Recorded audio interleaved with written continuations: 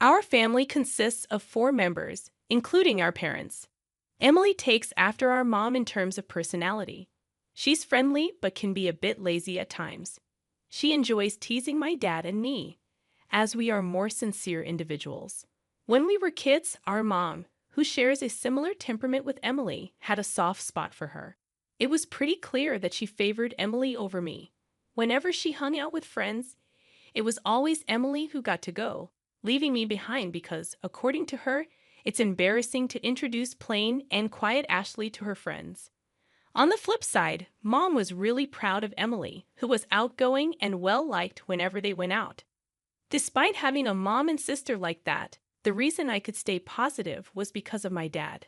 He appreciated my sincerity and loved both Emily and me equally. I cherished my dad's fair approach. Even as an adult, my mom's treatment of me didn't change much. Thankfully, my dad's presence kept our family balanced and stable. However, when my father retired at the age of 65, a mishap occurred at home. He stumbled over a small step, resulting in a broken bone. Despite his efforts with surgery and rehabilitation, his aging muscles didn't bounce back easily.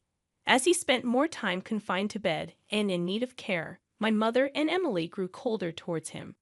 "Hey, Mom, what do you think about this?" "Yeah, it looks good. The food seems delicious too. Maybe we should go with this one." While glancing at a guidebook, my mother and Emily excitedly discussed their plans. When I inquired about their conversation, my mother replied with a hint of irritation. They were organizing a family trip, but considering Dad's mobility challenges, I pointed out that traveling might be tough for him. In response to my comment, Emily said with a smile, "Well, we're not planning to bring him in the first place. We intend to leave him at home. That's cruel. It would be tough for him if he's left alone." "If Dad's not coming, I'll stay home with him," I declared. After expressing this, my mother and Emily exchanged smiles. Following that, my mother stated, "That's fine too. If that's the case, Emily and I will just go by ourselves. Whether you two come or not is up to you. But since it's a family trip, we'll be using money from Dad's bank account." A quick look at the guidebook revealed they had chosen a room meant for only 2 people. It was evident they never intended to bring my father or me along. Following that, my mother and Emily frequently ventured out on their own, staying at upscale inns and dining at renowned restaurants. It felt as if neither my father nor I existed in the house. I observed their actions from a distance, working diligently to complete my tasks quickly to attend to my father. When I couldn't manage everything alone, I sought assistance from care services for tasks like bathing and accompanying my father on short walks around the neighborhood. On days when I had to work late, I asked my mother and Emily to look after my father. However, they avoided the responsibility. "Ashley, I came to help with the bath, but is there no one at home today?" Upon receiving a notification from the care service staff, I promptly called my mother and Emily. Despite informing them of the staff's visit in advance, they had left my father alone and gone out. When they finally returned home, I confronted them, but there was no apology. The staff are professionals, right? It's okay even if we aren't there. Dad is an adult. He'll be fine being left alone. We don't want our time taken up caring for him like you. It seemed they genuinely believed they were doing nothing wrong. Realizing I couldn't rely on them, I decided that taking care of my father was my responsibility. I juggled work and caregiving. The daily grind was far from easy, especially since neither my mother nor Emily showed any concern or understanding. As the days passed, my father's condition worsened. He spent more time seated than walking and ate much less. Approaching the 9th year of caring for my father, I grew worried about his frail appearance. When I took him to the hospital, a shocking diagnosis awaited me. "Your father has advanced cancer. It can't be." Realizing that our time with him might be limited, I was determined to support him in his final days. I made the difficult decision to quit my job and become his full-time caregiver. I knew I had to share this with my mother and Emily. Their reactions were quite unexpected. When I told them about his condition, my mother remarked, Really? He never drank or smoked. It's unfortunate that such a sincere person ended up with cancer. Emily, looking stunned, said, I can't believe you give up your job to take care of Dad. I'd never make that choice. I expected them to be concerned about him, but there was no sign of it. Their indifference surprised me, as if it was someone else's problem. In the end, they only visited him briefly in the hospital and never made a proper visit. I provided daily support during his chemotherapy treatments. Despite our efforts, the cancer continued to progress, and 6 months later, he passed away. The days following the diagnosis were a blur. Upon learning of his death, my mother and Emily had a private discussion and left me to organize the funeral alone. Then they disappeared somewhere. I didn't even have the time to mourn my father, as I had to handle the funeral arrangements alone. As the funeral commenced, my mother took the stage to deliver the chief mourner's speech, despite not having contributed much. She put on a public face, irritating me, but the funeral proceeded smoothly. Exhausted as I returned home, my mother and Emily, who had already arrived, invited me to the living room, claiming they had something to discuss. Without considering my fatigue, my mother abruptly announced, regarding your father's inheritance, Emily and I will inherit this house and all other assets. Honestly, I wasn't in the mood to discuss inheritance on the very day my father passed away. However, Emily chimed in, we even have a proper will. Look. She proudly presented a document and began to explain. Right after Dad was admitted to the hospital, Mom and I visited him and had him sign this. It states that you won't inherit anything. Dad agreed to it immediately.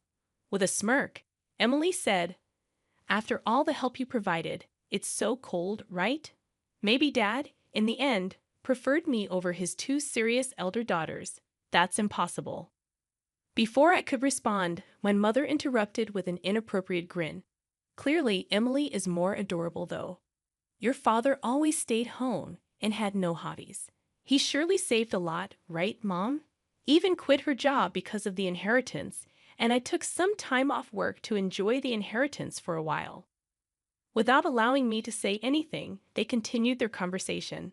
My mother then informed me, you, who have no job, won't get a penny from the inheritance.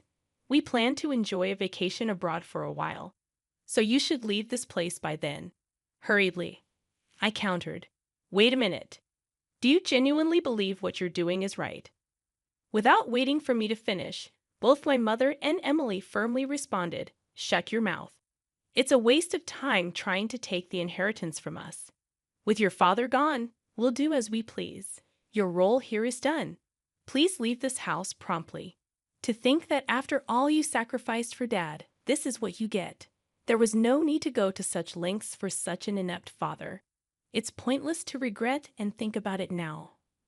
Upon hearing those words, any remaining bond I felt for my mother and Emily was completely severed. I couldn't forgive them for speaking that way about my beloved father. Holding back what I wanted to say, I calmly told them, I understand your thoughts. From now on, I can't imagine living together with you two. I'll gladly leave. Despite their initial surprise at my acceptance, the two soon smiled smugly together. Good to know. Once you leave this house, never rely on us again. Our relationship ends here. Whatever happens to you, we want no part in it. Don't even think of contacting us. Receiving this intense sentiment from my mother, I packed only my essentials and left the house. A few days after the inheritance discussion, something unexpected happened. I received a call from my mother, the same person who claimed she would cut off contact with me. When I answered, she immediately confronted me in anger. What have you done? Where has all the money from your father's account gone? Why are you suddenly calling? Didn't you say you wouldn't contact me? Silence. This is an emergency. Return your father's savings immediately. What are you talking about? I left the passbook at the old house, didn't I? I have no way of accessing it after I left, but the money in the account is definitely gone. Such a significant amount of his savings couldn't have disappeared so suddenly. I found it suspicious. Moving out swiftly without securing a job seemed to have led my mother to assume that I had mismanaged my father's money. Mom, Haven't you ever checked the account balance before? Huh? I haven't bothered with such things. I see. If you had, you would have noticed that Dad's savings weren't that much to begin with. What do you mean his savings were? Oh, where did his retirement money go? Oh, we used it for our wedding ceremony and the new house. Wedding? New house? I have no idea what you're talking about. I had been romantically involved with a man named Sean, who was responsible for the living service for my father. Our relationship started through our mutual care for my father. I informed my father about my relationship with Sean early on in our dating. When Sean proposed, I was overwhelmed with living and work responsibilities and couldn't make a decision. Upon learning the truth, my father said, "Care for yourself more than me. I want you to have a happy marriage," and he cheered me on. Despite my hesitations, he even started assisting with the wedding venue, selecting a new place to live, and looking for a new home. We had reserved a wedding date for the following year and signed a contract for a new apartment that my father liked. All of this occurred 6 months before we discovered his terminal cancer. As a gesture of gratitude, my father covered most of the costs for the wedding and the new apartment. That was the reason for the decrease in the account balance. Hearing the turn of events, my mother's voice trembled. She was clearly shaken. So there wasn't any inheritance for us to inherit in the first place, primarily just the family home. But given its location, we shouldn't expect the high selling price. Emily, having overheard the conversation, anxiously grabbed the phone from my mother. "Wait, so the financial assistance for your wedding is much more than the inheritance from Mom and me?" That seems to be the case. Dad knew about my marriage and me leaving the house. So maybe he didn't see a problem in leaving the family home to both of you. He might have used a significant amount for me and intended the inheritance to compensate for that. Could it be that the reason you quit your job was because your marriage had been decided upon? That's right. Sean is also involved in investment activities and is financially stable. He wanted me to become a full-time housewife. Also, I thought if I resigned early, I could focus on taking care of our father. I can't believe it. Why did you keep the news about your marriage and savings a secret from us? Taking a deep breath, I answered, "I thought about telling you several times, but every time, neither of you showed any interest and avoided the topic. Why didn't you stop me from taking a break from work or Mom from quitting her part-time job? How are we supposed to live now? When I wanted to talk to you after the funeral, wasn't it you and Mom who shut me down, saying, 'You can't expect anything from us'? But I thought family members should help each other out. When I was swamped with work and living, you were out having fun, neglecting Dad. How can I think of someone who said such mean things as family? Don't just say whatever is convenient for you." Shocked and speechless, Emily was caught off guard. Following that, my mother implored, "Ashley, the truth is, I've already paid for the trip. I'd also made various purchases, expecting the inheritance. So now I have no savings left. So what about it? I've already quit my part-time job, right? If we don't get any inheritance money, we won't have any money for next month. So until I find a new job, I hope you can lend us some. When you kicked me out of the family home, didn't you say you'd never come to me again, that our relationship was over, that you wouldn't interfere with whatever happens to me in the future? About that, neither of you ever helped when Dad and I were going through tough times. Now when you're in trouble, you want to rely on me. That's incredibly brazen. But if you don't help us now, what will we do?" Without waiting for my mother to finish, I ended the call and blocked their numbers. I was utterly disgusted by my mother and sister, who only claim to be family when they're in trouble. I decided to distance myself from these two. Later on, I heard from various people that although my mother and Emily had canceled their trip, since it was a last-minute cancellation, they couldn't get a refund. They've been barely scraping by, asking friends and relatives for money. They had to sell their house, but as I expected, they didn't get as much as they hoped. With the initial expenses for a new place and moving costs, they had hardly any money left. Emily returned to work, but because she asked her colleagues for money, her relationships at work became strained.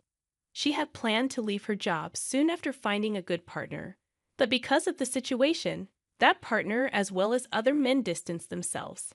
Her friends, too. My mother tried to find another part-time job, but her previous workplace had already hired someone else, so it was hard for her to return. Due to her age, her job opportunities were limited. They managed their living expenses with my mother's meager part-time salary and Emily's earnings, slowly repaying their debts. Both of them seemed worn out. As for me, I was able to have a small wedding at the venue my father chose. The only regret is that my father couldn't be there for my wedding. But I believe he's watching over our happy moments from somewhere. My married life with Sean has been smoother than expected. We're enjoying peaceful and fulfilling days together. I'm eternally grateful to my father for supporting my relationship with Sean and giving me this opportunity. I've had to build a peaceful life with my husband, always remembering my gratitude to my father